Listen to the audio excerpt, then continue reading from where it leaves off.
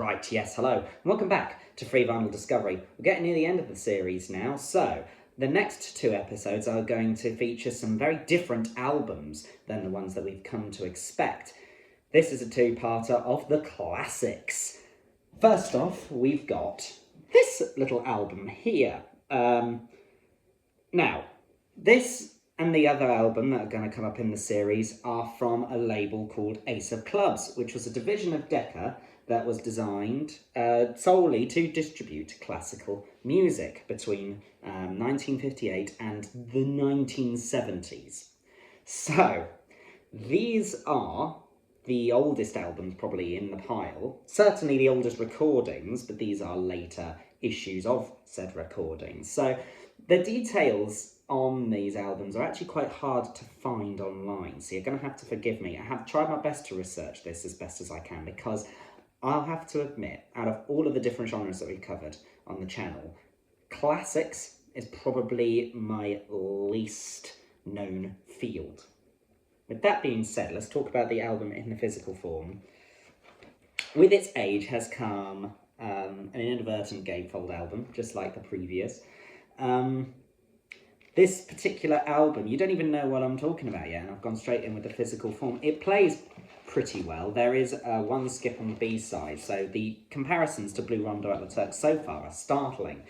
Sadly, they do come to an end at that point. Let me tell you what this album is. So, this is a collection of ballet soundtracks, basically. One designed by Chopin, the Sylphides, and Tchaikovsky with The Sleeping Beauty, both of which were composed by a French conductor, Roger Désormière. Now, Roger Désormière, I've done a little bit of research on, a very celebrated person in the field. He held a number of different positions in well-acclaimed orchestras in Paris, including the Paris Conservatoire Orchestra.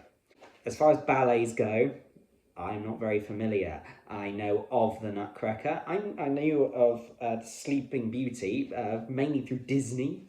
So whether or not there is actually a comparison to be made there is to be seen. However, with that being said, I thought this was really fascinating. Specifically, the Sleeping Beauty, I actually got a little bit more out of Tchaikovsky than I did out of Chopin. I found Chopin a little bit too slow. It was good to have on in the background. It's certainly really good working music, which is probably one of the reasons why I'll end up getting out this album again in the future. I think I found Chopin's Les Sylphides a little bit meandering, so I don't think that really gained my attention that well. Full disclosure, I've tried to listen to this album quite a few times throughout my research into the pile, and I have always stopped. I've never turned over to the B-side. So listening to Tchaikovsky's Sleeping Beauty was a little bit more interesting. It opened up a little bit more bold than the Chopin side did, so it was quite interesting to get reanimated into the classical era.